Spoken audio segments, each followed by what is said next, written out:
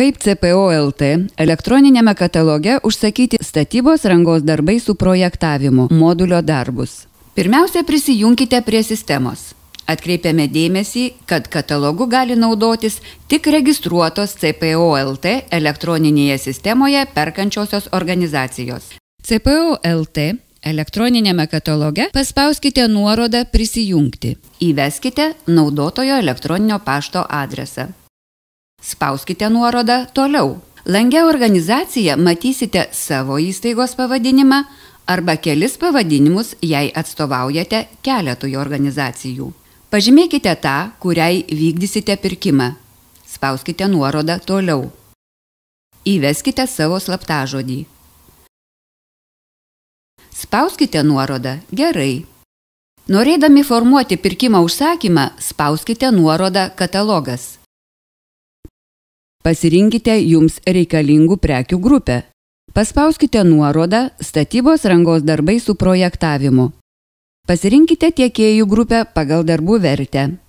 Pasirinkite reikalingų darbų grupę. Pasirinkite darbų specifikaciją. Nurodykite ketinamų pirkti darbų kiekį matavimo vienetais. Dėkite į krepšelį. Pasirinkite užsakymo tipą. Prekę galima įkelti į jau egzistuojantį paprastą užsakymą arba į naują paprastą užsakymą. Jei reikia, grįžkite į sąrašą ir analogiškai į pirkimo krepšelį įkelkite ir kitas prekes. Atkreipkite dėmesį, kad kitas prekes galite įdėti į jau egzistuojantį krepšelį su unikaliu numeriu arba formuoti naują krepšelį, kuriam bus suteiktas naujas unikalus numeris. Informacinėme lange matote duomenis apie sukurtą užsakymą, krepšelio numerį, prekių skaičių. Suformavę prekių krepšelį, spauskite nuorodą eiti į krepšelį. Užsakymo redagavimo lange galite nurodyti, leisti arba ne subrangą, nurodyti reikalavimus, pridėti papildomus dokumentus. Užpildykite informaciją apie objektą, kuriam bus atliekami užsakyti darbai. Nurodykite pastato paskirtį, jo adresą, kadastro bylos numerį, ar reikia parengti kadastrinę bylą. Nurodykite, ar objektas dalyvauja daugiabučių atnaujinimo, modernizavimo programoje, ar techninis projektas bus rengiamas pagal beta tipinį projektą, ar tiekėjas privalo įrengti informacinį stendą. Galite pateikti papildomą informaciją. Krepšelio sąlygose matote prognozuojamą biudžetą. Nurodykite maksimalų užsakymo biudžetą su PVM, kontaktinio asmens vardą, pavardę, pareigas, telefono numerį ir elektroninį paštą, darbų atlikimo terminą iki 24 mėnesių. Nurodykite, ar reikalaujate darbų kainos išskaidymo. Pavyzdį galite atsiųsti paspaudę nuorodą čia. Darbų išskaidymo mėnesio grafiko pavyzdį galite atsisiųsti paspaudę nuorodą čia. Sutarties sudarimo trukmė 5 darbo dienos. Patikrinę visus įvestus duomenis, spauskite nuorodą Išsaugoti.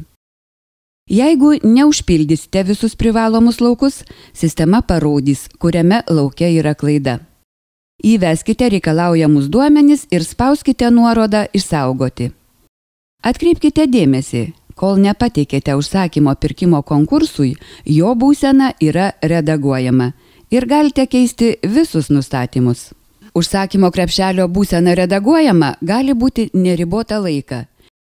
Jį galite rasti meniu Pirkimai, kur yra saugomi visi jūsų perkančiosios organizacijos vykdyti pirkimai.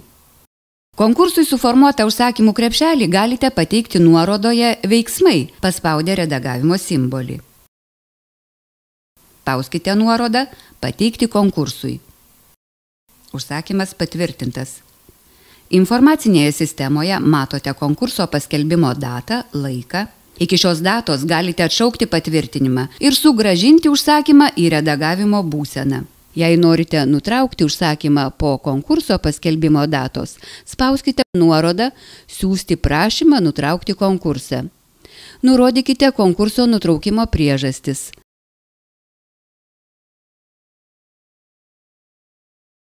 Spauskite nuorodą Siųsti. CPO LT nedelsdama išnagrinėja pateiktą prašymą ir priima sprendimą dėl užsakymo nutraukimo ir elektroninėme kataloge apie tai informuoja galimus tiekėjus, kuriems buvo siųsta informacija apie užsakymą. Įvykus konkursui, informacija apie laimėjusį tiekėją ir parengtą pagrindinę sutartį pateikiama skiltyje pirkimai. Papildomai pirkėjai informuojami sistemos pranešimu. Pirmasis pagrindinę sutartį pasirašo užsakovas. Kiekvienai šaliai sutarties pasirašymui skiriamos 5 darbo dienos.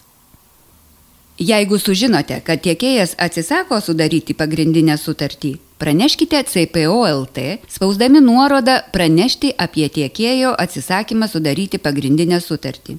Užpildykite nuorodoje atsisakymo priežastis ir prisekite tiekėjo dokumentą, jei tokį gavote, patvirtinantį jo atsisakymą sudaryti pagrindinę sutartį. Spauskite nuorodą siųsti.